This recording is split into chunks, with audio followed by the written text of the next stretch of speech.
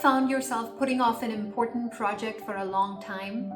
Maybe you want to write a book, reorganize the house, or finally get started on training for that marathon, but you keep procrastinating, and each time the excuse is, oh, I'll get to it later when I have more time. Now, as much as we'd like to fool ourselves, the truth is procrastination is almost never a time management problem. But as Tim Pitchell notes in his research, procrastination is an emotion regulation problem.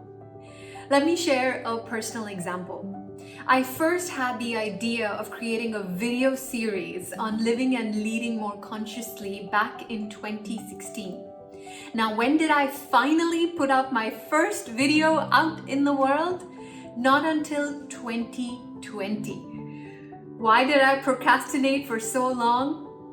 Here is what we all need to understand about procrastination. Every single one of us has a core human need to be seen as capable and competent by ourselves as well as others. We attach our self-worth to our performance and our ability.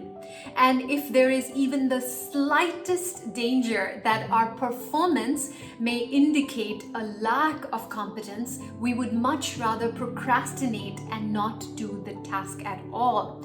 In other words, we would much rather experience the guilt of not doing something instead of experiencing the painful emotion of shame or feeling like we are not good enough.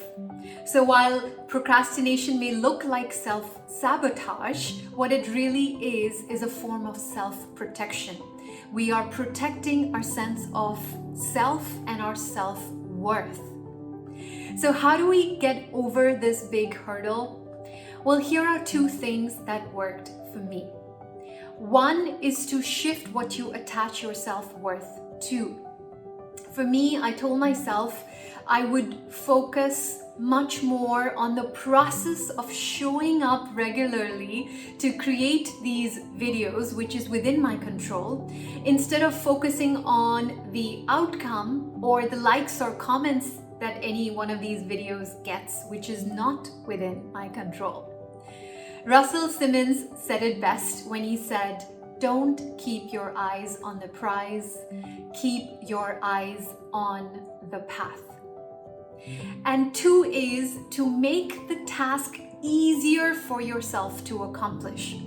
Initially, I had the idea of creating longer YouTube style videos, but I realized that was creating a lot of resistance, so I quickly moved to creating bite-sized videos instead, because this I can handle.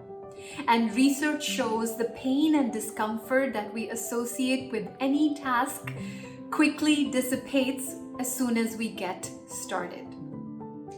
So the question I'd like to leave you with is, how can you shift what you attach your self-worth to so that you can show up regularly for the things that are important to you?